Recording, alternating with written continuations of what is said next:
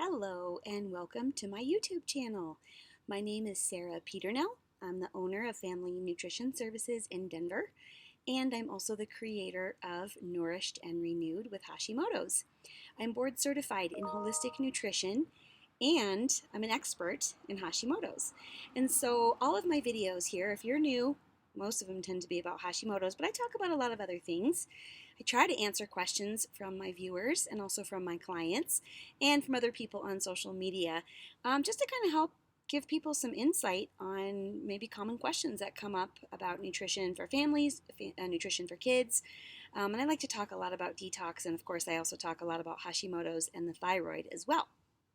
So today, one of the questions I'm answering actually comes directly from a YouTube viewer. Thank you so much for sending in your question. The question is, if I have Hashimoto's, can I do intermittent fasting? This is an excellent question. I have a lot of other answers to maybe some of your top diet questions. If you have Hashimoto's, you can check those out. I have videos about drinking coffee, consuming alcohol, eating protein, and some others as well. So feel free to check those out. But today, since I'm talking about intermittent fasting, I just kind of want to go over some of the most important things. I think that the main thing, first of all, is that there is sort of some confusion about what fasting is. Now, fasting in its purest sense, of course, is not eating any food. Intermittent fasting means that you do this for a period of time within a 24-hour period, and sometimes you're just doing it for a period of time even within a 7-day period. There's a wide range of what is acceptable to be considered intermittent fasting. And also, intermittent fasting doesn't have a lot of really hard and fast rules. So I like to think of the easiest way to do intermittent fasting is just the time from when you finish your dinner in the evening overnight until the next morning when you wake up and you have your breakfast. For most people, ideally, this is between 10 to 12 hours of an overnight fast or an intermittent fast that can be done very safely, very easily, and for most people, it's like a no-brainer, right? So if you finish your dinner at 7 p.m., that means that you would eat your breakfast by, say, 7 a.m. the next day to achieve that 12-hour fasting window. And the word breakfast, of course, comes from breaking the fast. So this is the easiest thing to do. Now, if you want to get more serious about doing a longer fast, then you would extend this period of not eating, typically overnight after your evening meal, and make it longer until your first meal when you break the fast the next day. So oftentimes, and I'm going to be very simplistic in this video for these purposes, and then I'm going to address Hashimoto's in a minute, but what a lot of people will do is maybe try to go 14 or 16 hours. So in that case, then, if you have dinner at 7 p.m., your morning meal would be maybe at 9 a.m., or perhaps for 16 hours, even at 11 a.m. And the reason why this has become a very exciting and popular health topic, especially among holistic nutrition circles, is because there is research to back up that when our body is not consuming food, not using, calories as fuel to support our energy and our activities, that absence of the fuel actually enables our body to regenerate in new ways. Of course, it's rest and digest for our digestive system, meaning that when we're sleeping overnight, we're able to really rest the digestive system, which has been taking in hundreds of food bites all throughout the day, and it can really focus on detox and cleaning up and healing. And also there's times while we're not eating that certain organs actually have the ability to maybe regenerate tissue or cells. And certainly with things like blood sugar, the body is better able to make the cells sensitive again to insulin, making them more efficient and more effective at regulating our blood sugar during the day when we are eating. So again, I'm taking some of the very finer scientific points and making it simple for you here to understand why this is beneficial. But the overnight fast is really about taking a break, letting your body rest, letting your digestive system rest, and then letting your body kind of clean house and purify and clean up and get ready for the next time that you will be ready to eat. So if you have Hashimoto's, depending on where you are in your journey, really the best and easiest thing to start with is the overnight 12-hour fast. And I really encourage most people to try to do this. And I know this can be tricky or challenging if you are, say, for example, used to having maybe an after dinner snack or dessert, or snacking and watching TV maybe later at night. Many people, after consuming their dinner meal, still maybe don't feel satiated, and they're kind of looking for something else to kind of fill that gap. That's the first thing to think about maybe correcting in your dietary habits or your eating schedule, which is to try to consume the majority of your calories earlier in the day. I love the phrase, breakfast like a king, lunch like a prince, and dinner like a pauper. Because the idea behind this really is that you fuel your body to perform, right? So if you're going to be active in the early part of the day, like getting up, maybe getting your kids ready for the day, maybe you're going to exercise, maybe you're going to work, maybe you have a bunch of errands that you have to do, you need to fuel yourself before you do those things. Also, when you wake up, your cortisol levels are naturally at their highest. On a standard diurnal cortisol curve, your cortisol is highest when you wake up, and that is part of the circadian rhythm that wakes you up, so that when you wake up in the morning and the birds are chirping and the sun is shining, you feel like you can get up. Now, a dysregulated diurnal cortisol curve and adrenal issues is for another video. But when I'm talking about intermittent fasting, I'm talking about timing your meals with your energy needs so that that fast overnight becomes more possible. So, you wake up in the morning, you fuel to perform, you fuel to satisfy the day's needs. I like to use this example a lot with my clients, which is that if you were about to go get in your car and take a road trip and you didn't have any gas in your car, but your car was all packed up and you were ready to go, and you told your family, okay, I'm leaving and I'm going to go drive to, say, Steamboat Springs from Denver, and you didn't have gas in the car, people would say, well, don't forget to stop and get gas. And you would not say, oh, I can do it. I can just coast for hours and hours on fumes. We know that we can't treat our cars that way. We know that that's impossible to actually drive a certain amount of miles or a certain distance without gasoline in the car. So our bodies are very much the same. When we get up in the mornings, we need to fuel our bodies. We need to fuel to perform, fuel to do our activities. And then as our cortisol curve naturally declines, moving more towards the evening hours, and as the sun is starting to set in the sky, and we're winding down our activities, we don't need as much fuel. We don't have as many activities, right? So we're not trying to fuel to perform as the day wears on. We're getting ready to move into rest and digest mode. And for many people, this is ultimately intermittent fasting. So if you have Hashimoto's and you don't have a lot of other major concerns, such as maybe type 2 diabetes or other blood sugar disorders, if you are not dealing with adrenal fatigue or other adrenal issues, and if you generally speaking are a person who is fairly active, beginning intermittent fasting by changing some of these dietary habits that I just talked about and eating on the appropriate eating schedule should make it pretty easy to get to an overnight fast. So there are many benefits for health by doing intermittent fasting, whether you have Hashimoto's or not. I've talked about some of them in terms of the digestive system, but there are other benefits. There are certainly benefits for stubborn weight loss, improving metabolism, burning fat. Also, it is very beneficial to the nervous system, to the brain.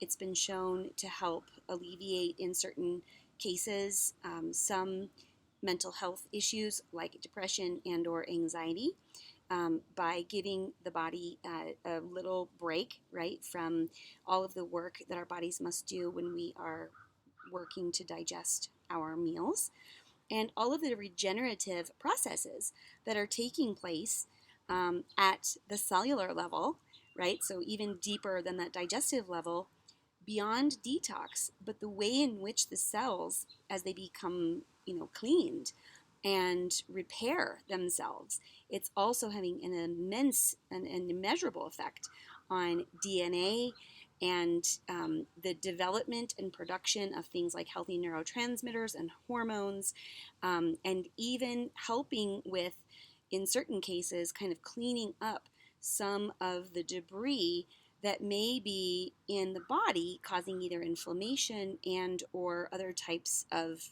disorders and complications. So again, without going too deep into the science, what we know is that from the studies on longer fasting period, fasting period, the benefits can be immeasurable, but there is oftentimes for many people a cutoff point where at a certain point they're no longer really getting the benefits because it can cause stress on the body. It can actually increase the stress hormones cortisol, and that again would be kind of like riding in your car on fumes. And so you have to work gently into the extending of your intermittent fasting period.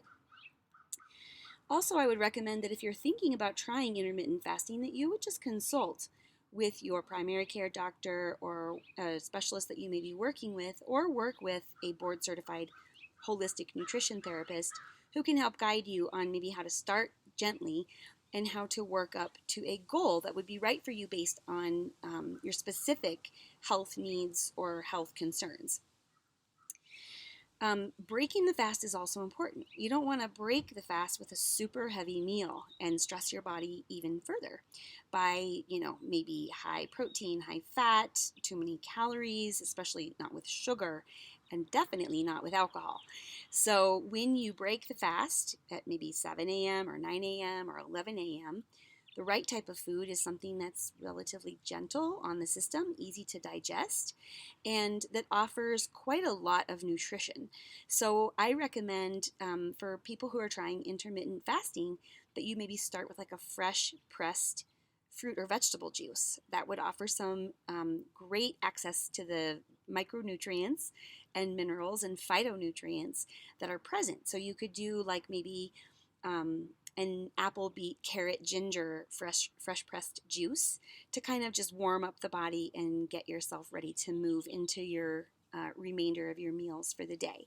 But as I said, my saying, eat breakfast like a king, lunch like a prince, dinner like a pauper, means that then you're going to try to consume the majority of your calories earlier in the day, so that as you get closer to your fasting time, your body's activities have slowed down, your body's fuel needs are much less, and your body is ready to go into fasting mode.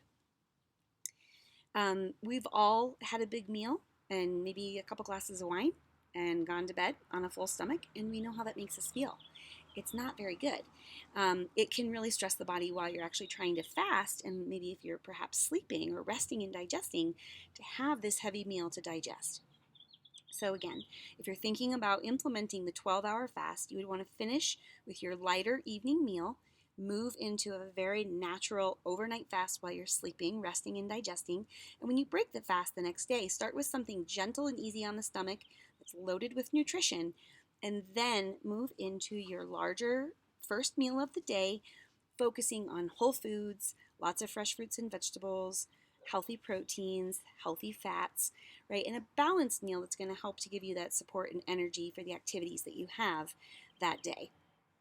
Now, I just want to finish today's video just talking briefly about what maybe some of the side effects might be. So I think when people first start to fast, they really realize how much they eat. They realize how much they maybe consume in a much wider window. So if anything, it's a really good exercise to practice sort of that cutoff point and when you're going to start again, and having a window in which you feel like you are comfortable to do so. It's a great way to create awareness, and it's also a great way, as I said, to maybe break some of those habits like nighttime snacking. And certainly, if you are maybe more compromised with your health, whether it's Hashimoto's, maybe it's some of the adrenal issues I talked about, other hormonal imbalances, blood sugar dysregulation, etc., it can really bring some new awareness around your hunger patterns. It can bring some maybe curiosity about your body, about maybe how food has been benefiting you or maybe holding you back in some ways. So start slowly with that and practice working up to that 12-hour fast. And then again, with guidance of somebody who can walk you through how to incorporate those longer hours to customize to your goals, you may actually find that it's very much in line with your body's own rhythm. Okay? Yes, you can drink water. You can drink herbal teas.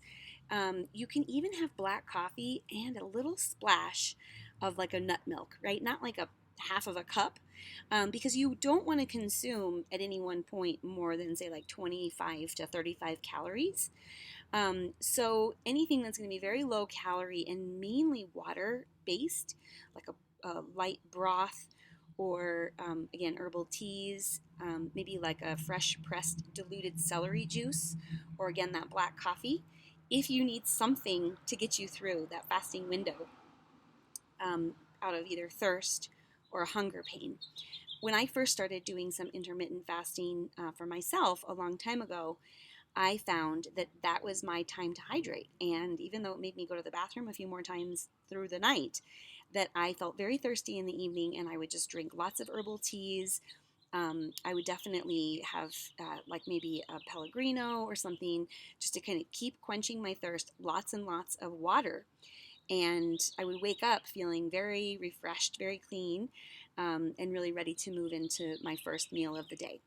So I've tried to give you some very practical advice. I do feel that most people can do intermittent fasting, and most people with Hashimoto's are included in that. But again, the key is to listen to your body, to start slowly, to think about what your goals are, to create some awareness, and to give your body that needed rest, that needed break in the evening when you're sleeping at night, just to kind of clean house, repair, and renew so that when you wake up the next day, you feel ready to move into your eating routine and you're ready to move into your activity routine. I am going to do some follow-up videos to this intermittent fasting video because I actually do want to break down a little bit more of the science and the research for you. So keep an eye out for that. And also, if you have specific questions about Hashimoto's and maybe the specific diet, lifestyle, supplement, etc., components of how to really heal and nourish your body, regain your health, restore your energy, please check out my Nourished and Renewed with Hashimoto's 30-day online program. The information is in the pinned comment below. There are many people participating in this program right now, and the response and the feedback has been incredible.